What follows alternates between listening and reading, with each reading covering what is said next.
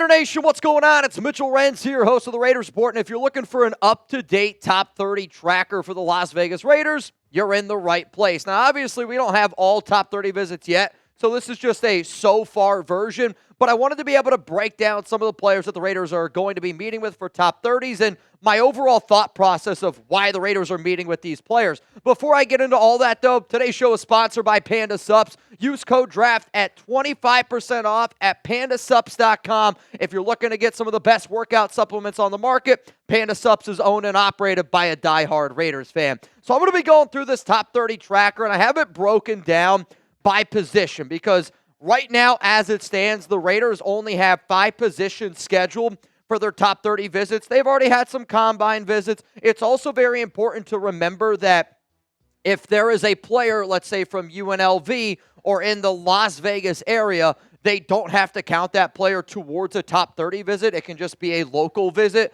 And there's going to be multiple players from UNLV, multiple players from that area that will end up meeting with the Raiders. But if you bleed silver and black and you find yourself looking for draft videos, and if you're looking for tons of live Raiders coverage, I am going to be the channel for you. We are 10,000 subs away from 200,000. And when we hit it, we're blowing the roof off this joint. Let's go to the quarterback position first here for our top 30 visit tracker. And as it stands right now, the silver and black have 3 top 30 visits scheduled with quarterbacks. The very first name, Cam Ward. And this is somebody that I would love for the silver and black to be able to figure out a way to draft. Obviously, I know that it's not going to happen. You probably have to go up to number 1. But if I was the Raiders, I would want to sit down with the kid that's probably going to go number 1. And I would want to sit down and be like, all right, well, what are the Tennessee Titans potentially talking about? I think he's the number 1 quarterback in this year's class. I think he'd be the perfect quarterback with somebody like Chip Kelly. And for that reason, I like this obviously a lot. The problem is I don't think he's going to end up with the silver and black. Let's go to another quarterback visit. Will Howard, who just won a national championship with Chip Kelly. I like his ability to be able to create inside and outside of the pocket. You got to have that ability. When you turn on the final 4 games for Ohio State last season, it's some of the best tape that I've seen a quarterback have. I'm not kidding you. But then you think about how much talent surrounded him, from running backs, from offensive line to wide receivers. Like, when you watch Howard, I really think that Ohio State could have been a lot better if it wasn't for their quarterback play. But Howard, to me, is a QB that you're going to target on day 3 that has a Chip Kelly connection. Another QB that has a top 30 visit schedule for the silver and black is Texas quarterback Quinn Ewers. And tons of arm talent. You cannot deny it. But one of the things that I've said is if you bring in a quarterback like Geno Smith, he's going to be your starter for 2 to 3 years, right? Who's a perfect, and when I say perfect project, I do think Quinn is a perfect project for somebody that, if you all remember, tried to go to Ohio State. And I know Chip Kelly and the ties aren't quite there, but he does have Ohio State ties. And if he could figure out his mechanics, I'm telling y'all right now, if he could figure that out, he has got extreme high upside. Tough player, has kind of battled through some injuries. Really good leader. That's something that's been talked about a lot by Steve Sarkisian. Overall, though, dude, Quinn Ewers, he needs at least 2 years to be able to sit down and develop. So here's going to be a question that I'm going to ask, and this is actually going to be the pinned comment on today's show. When do you think the Las Vegas Raiders are going to end up drafting a quarterback? Do you think it's in round 1? Day 1? Type day 1. If you think it's going to be on day 2, type day 2 down below. That's rounds 2 and 3. If you think it's going to be on day 3, type day 3. Or if you're like Mitch, they're not going to draft a quarterback this season, hey, call your shot. Let me know. My answer coming up after this YouTube ad break. I believe that the Las Vegas Raiders are going to take a quarterback on day 3, and I've been saying that for a long time. I don't think Shedeur is going to be in the cards. I don't think Jackson Dart's going to be in the cards. I believe that the silver and black are going to be looking at quarterbacks like Quinn Ewers, maybe a Jalen Milroe, also somebody like Will Howard and a Kyle McCord. But when you look at the top 30 visits that those Raiders QBs have, Cam Ward's obviously the number 1. Howard and Ewers are both going to be day 3 targets. If you take any of them before that, I'm going to be pretty disappointed, especially with the other talent that is available to teams in the draft. And that's why I'm so confident the Raiders do take a quarterback on day 3, because of how top-heavy the talent is in this class, and you got to use your top picks on a lot of those players, where round 5, 6, and 7, that's when I personally would try to draft a QB, because there's also better QBs coming out next year. Let's go to the running back position now, and the running back spot has been one that's been heavily talked about because of how bad the Raiders were last season. 3.6 yards per carry, last rushing yards per game, last 10 fumbles. I mean, last year, watching this team try to run the football, it was really, really frustrating. Let's just be real. The first visit that they have, or not first visit, but the first running back visit I'll talk about, is Ashton Jeanty, the number 1 running back, who the Raiders also met with Jeanty at the NFL Combine. If they're going to end up taking him, you're going to take him at number 6 overall. I personally think that he can do a lot of really, really special things, which is not going to be a big secret to anyone. The one thing, though, if I was the Raiders and I was sitting down to Ashton Jeanty, I'd go, what is your thought process of me putting you out there in pass protection? Are you able to pass protect? Because if Jeanty can't figure out pass protection, I'll tell you this right now, I don't know if he's worth the pick at number 6. If you're confident in his ability to get better at pass pro, well, then I think that you'd be more inclined to go with somebody like Jeanty, because when you turn on the tape, he's got balance, he's got patience, he's got the burst, and I do think that that would be a really, really fun pick overall with Geno Smith, but you also need an offensive line, or else you're not going to be able to run the football the way you want to. Another top 30 visit the Raiders have at the running back position is Iowa running back Kaleb Johnson, and I love his patience. I love his ability to bounce it out to the outside and run outside zone, which is something that you're going to see a lot with Chip Kelly. But his patience to kind of sit back, wait, and then really hit the hole, that's going to be something really important. He does lack a little bit of lateral agility, was one of the losers from our NFL Combine, but I don't really care about that stuff. And I don't really think Pete Carroll's going to care about that stuff, because if you want a running back that's going to pick up 4 or 5 yards, right, or at least fall forward and continue to go, Kaleb Johnson's a fun pick there. And last season, or the last 3 years, when the Seattle Seahawks have averaged 4.0 yards per carry, Geno Smith went 21-10. That's pretty damn good if you ask me. And when I look at this Raiders running back room, we need upgrades. We need somebody that I think can fit with Raheem Mostert. And I do think Ashton Jeanty is going to be able to fit with any backfield. But if the Raiders didn't want to draft a running back so high and you wanted to target somebody maybe in round 2, round 3, that's a good pairing with Mostert, I think Kaleb Johnson is an intriguing prospect in that regard. So overall, when I see the 2 visits that the Raiders have scheduled thus far, I still think that Johnson and Jeanty do fit the mold of a good Pete Carroll compliment back to Mostert. But Jeanty's round 1. And if you're looking at Kaleb Johnson, I think that you're probably going to have to take him in round 2, because I don't think he's going to be available at pick number 68 for the Silver and Black. It's a good reason, though, why you should try to figure out a way to trade back. Let's go to the cornerback room now for the top 30 visits here for the Silver and Black. And again, huge shout out to our sponsor, Panda Sups, for always hooking up Raider Nation. At the cornerback spot, though, the first name that I'm going to talk about here is Will Johnson. And I do think that Johnson's got to be a player that continuously is on Raiders fans' minds. He's big, he's long, he's athletic, which we know Pete Carroll loves that style.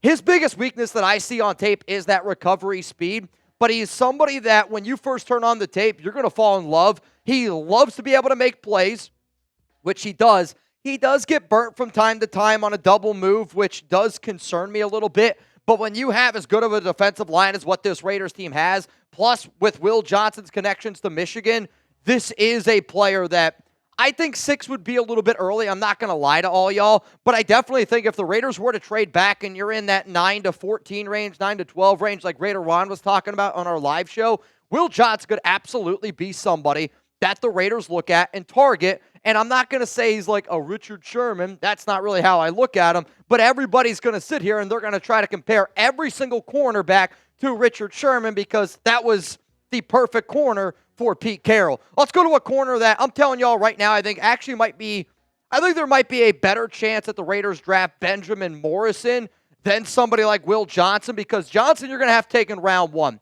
Morrison you probably have to take at pick number 37, but I love his ability to make plays on the ball. 9 interceptions in 31 games played.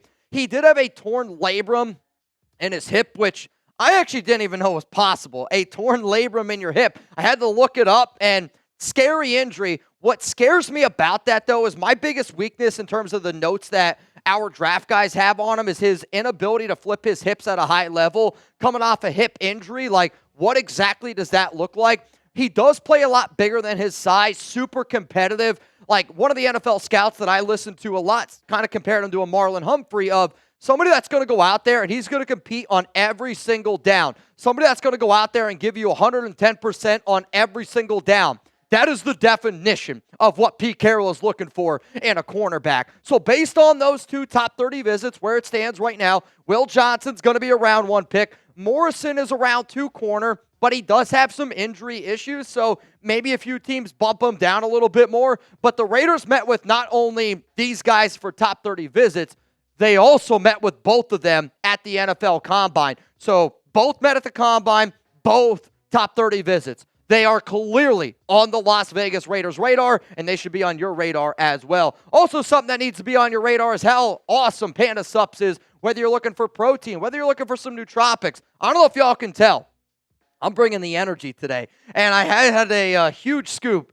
Not going to lie to you. Huge scoop of the Super Nootropics to kind of wake myself up a little bit. You know, we got some breaking news on this Tuesday, the day that I'm recording this video, around Ian Thomas. And, we had a lot of shit going on at the Chat Sports Studios. Well, guess what? I wasn't able to eat lunch. I had a nice little protein shake, had a scoop of my Super Nootropics, and now I'm ready to rock and roll. If you're also trying to get into better shape this season, or if you're trying to be more focused, maybe at work, maybe at school, I don't know, I've heard paying attention can help you out a little bit, and Super Nootropics is going to help you do that. If you're also like me and you get done with the day of work, but you still want to be able to get into the gym, I'll tell you this right now, y'all, I get how hard it is to motivate yourself, and me, I'm more of like, if I put my shoes on, if I put my gym clothes on, I'll go to the gym. You take a scoop of their brand new pre-workout, you're going to go to the gym, or because if you're just sitting around after taking some pre-workout, you're going to be like, I'm too fidgety. I need to go and lift some shit around. So use code DRAFT, 25% off at pandasups.com. And for anybody that watches the show, when you use code DRAFT, that tells Panda that if you spend over $100 and if you're in the United States, domestic orders, they're also going to throw in a bag and a shaker. Pandasups.com, code DRAFT, 25% off. I love Panda, and he's also a Raiders fan, so make sure you guys show him some love. Let's go to the linebacker position now for the Raiders' top 30 visit tracker, and not many linebackers have met with the Raiders. However, though, this one is a little bit intriguing to me because right now the only top 30 visit that the Raiders have scheduled at the linebacker position is with Jalon Walker. And I kind of look at Jaylin as more of a outside linebacker edge prospect. Now, you can use him as a linebacker, but the way that I would kind of look at Jalon Walker is the way that the Raiders tried to use and did use Kaleb Chasen last season. I would say that that's maybe the role that they would try to use for somebody like Jalon Walker, where you're unable to bring back Kaleb. You have Malcolm Kuntz. What if Malcolm Kuntz is on a 1-year deal? You put Jaylin out there on the field with them, and you're just super flipping athletic at the outside linebacker edge position. It's not the biggest need for this team. I get it. But this guy is an absolute freak of nature when it comes to just being a true athlete. And I know that these long, lanky outside linebacker guys have had a lot of success in past Patrick Graham systems. But I did want to just mention some of the other linebackers that visited with the Raiders at the Combine, and I want to bring them up because they are like the complete opposite of Jalon Walker. Jackson Woodard, who he's going to end up meeting with the Raiders, doesn't have to be a top 30 visit again because he's local, UNLV. Carson Schweschinger, great undersized sideline-to-sideline linebacker who's just always around the football. Danny Stutzman and Cody Simon. None of those players are like a Jalon Walker, outside edge. These guys are more inside linebackers, and after the Raiders, which we know now, are not going to have Christian Ellis, again, at the time I'm making this video, they still could potentially try to go out and trade for him. It's 2 years, $13.5 million. But I know the Raiders are looking at an inside linebacker, and Jalon Walker doesn't quite fit that bill. So because of that, maybe Walker could be a potential Tyree Wilson replacement if he doesn't end up working out. But the Combine visits indicate that I would say linebacker interest is going to be somewhere between rounds 2 and 4. And that also is in line with something that we talked about on this channel about 3 months ago when we were told that quarterback, offensive line, and linebacker are 3 big positions that the Raiders are looking to upgrade. So because of that, just put that in the in the back of your mind, if you will. All right, let's go to the final position here that the Raiders have at least a scheduled visit with. It's at the safety position. And I'll be very blunt with what I'm about to say. I think free safety right now is the biggest need for the Raiders on this team because you at least have certain guys that you can consider starting. You don't have a single guy on this Raiders roster right now that you should have any confidence in that could be a day one free safety. We got a lot of versatile safeties, some strong safeties. I love me a Jeremy Chin. I love Isaiah Palamau, but neither of those guys can play free safety. So the safety market, I am looking at very, very closely. The first name that I'm going to bring up here is, I would say, the top safety in the 2025 NFL Draft. It's Malaki Starks from Georgia, and I do think he is a true do-it-all safety. He can cover, he can stop the run. He does have a tendency to get beat deep, which sometimes I wonder if he was just a little over cocky because he knew how talented Georgia was, and he kind of just went up to the line very, very often. And when teams would throw deep, once in a while he would get burnt. But overall, stud of a player. Probably going to have to take him, though, in round one, right? Like, this isn't somebody that I want the Raiders to target at pick number 6. But if you trade back and he's available there, I can understand why they're looking at it. We've also seen before safeties fall down a little bit in drafts. We've seen teams go out and they find copycats. And when I look at a player like a Brian Branch, right, for Detroit, kind of reminds me a little bit of a Malaki Starks, not in the same way that they play, but in the ability to use them in a bunch of different ways. And when you can use players in a bunch of different ways, it can confuse offenses. And more teams are kind of doing this 3 safety, 2 linebacker set that Patrick Graham's been running for multiple years. Let's go to the next name here. It is Nick Emmanwori. He is a safety for South Carolina, and this is one of my guys. I started talking about Emmanwori a few months ago, and I just said, he kind of reminded me of Cam Chancellor, right? And when the Raiders first hired Pete, I went through and I started looking at prospects that I thought Carroll and this regime could potentially like. Emmanwori did say that he models his game after Derwin James, which you can see on film. He loves to go up and hit people. He can drop back into coverage, and another dude that does a lot of different things. And what I'm about to say, I hope doesn't scare you, but remember Tanner Muse, remember Divine Diablo. These are strong safeties that got converted to linebackers. I don't really want to do that with Emmanwori, but I do want to use him as a, linebacker, safety, a little bit of a hybrid, because he can just do all these things very, very well, and he's a freak of nature when it comes to being an athlete. Like, I don't know if y'all are familiar with RAS score, but when you score a 10, I was going to say, Chug says it's perfect, and I get nobody's perfect, but, like, Nick Emmanwori is the player that if you were to turn on your Xbox, PS5, and you were to do a create a player at the safety position, you would make him Nick Emmanwori, right? Like 6'3", 227 pounds. The height, the speed, the athletic ability, it's actually super comparable to somebody like Cam Chancellor, but this is also a player that I don't think is going to be there for you in round 2. If the Raiders are serious about trying to target some of these guys, I think you might have to trade back a little bit and try to accumulate some extra draft picks. But right now, those are the only 2 top 30 visits that the Raiders have. Starks and Emmanwori are going to be round 1 picks. I'm more confident in Starks going a little bit higher, but then again, it just takes one team to fall in love with Emmanwori. The Raiders clearly want to run 3 safety defense, which shouldn't really surprise anybody out there.